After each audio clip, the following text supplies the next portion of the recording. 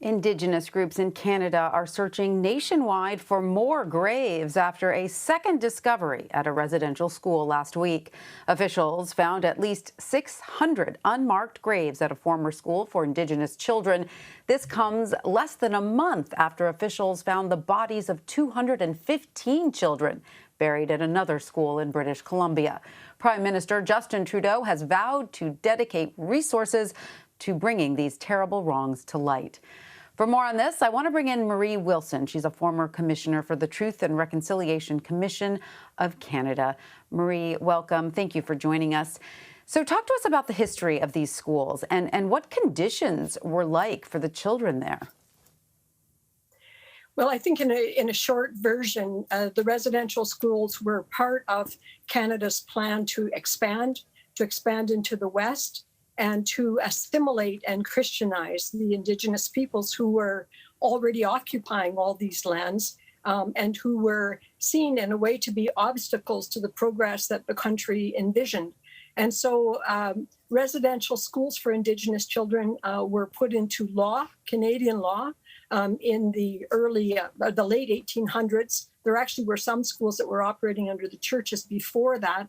And the last schools closed in 1996. So this was government policy for over 100 years. And it means that there were some 7 generations of Indigenous children who went through the schools and under duress, really, because while they wanted to have education for their children, they had not imagined that the children would be taken far away from home and that they would lose control of them as parents and be unable to protect them or supervise them, and therefore the children lived and experienced great harms.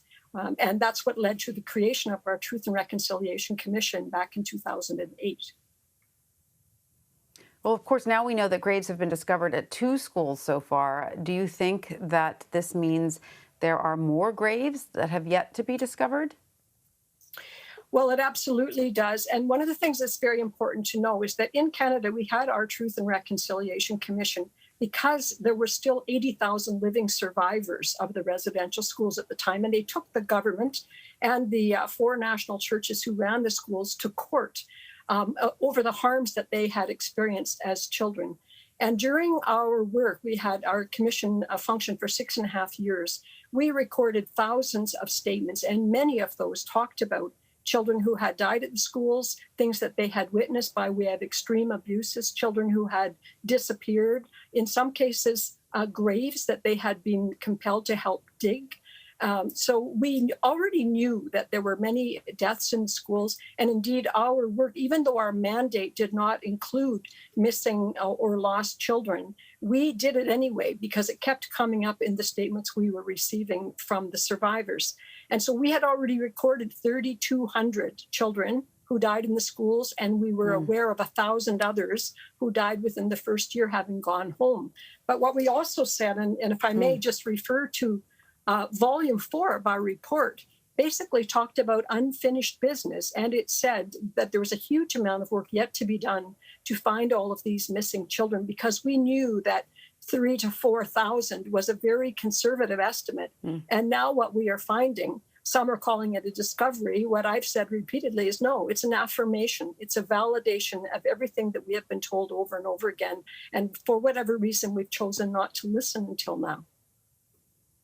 Right. These children were missing, and now we are discovering graves. So what is the process like of trying to, identify who these children are in these graves and bringing some closure to their families who obviously, at this point, they might be descendants, but at least who deserve to know who are in these graves and what the fate of their family members was? Right. Well, I think the first thing is to know that we haven't found all the children yet. There were over close to 150 residential school sites, and we know that some of the burials happened not at the school sites. As we reported in our report, many of the places where there were graves are now have fallen into private hands. And so there's complicated jurisdictional work to be done on getting access to lands that are now in private hands. There are multi-levels of government involved, municipalities, provinces, and territories, which are like your states. and of course the federal government. Mm-hmm. But there are also extremely diverse protocols within and among and between the Indigenous peoples who are affected here. You can't just assume that if a discovery is made in a certain community, that that community is the only one affected. Children were sent sometimes thousands of miles away to go to schools.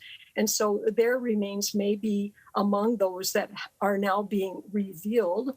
And it may not be the wish or indeed the practice of their particular nation to do exhumations, for example. So the work of identifying is going to be extremely important.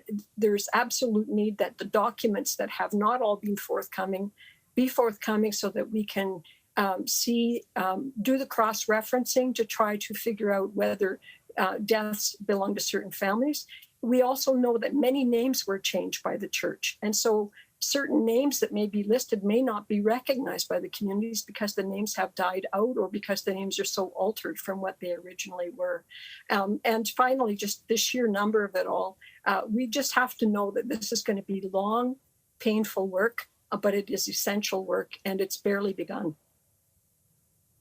It is essential work. And Marie Wilson, we thank you so much for everything that you are doing to bring these truths to light and for joining us today to talk about it. May I just say, though, especially for the viewers in the United States, it's a cautionary tale in a way for you as well. And because Canada knew these things and either ignored or didn't pay attention.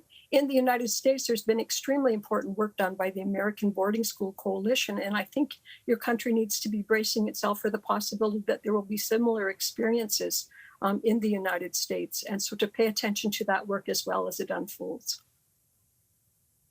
Absolutely. Marie, thank you so much for joining us. We appreciate it. Thank you for your ongoing interest. Much appreciated.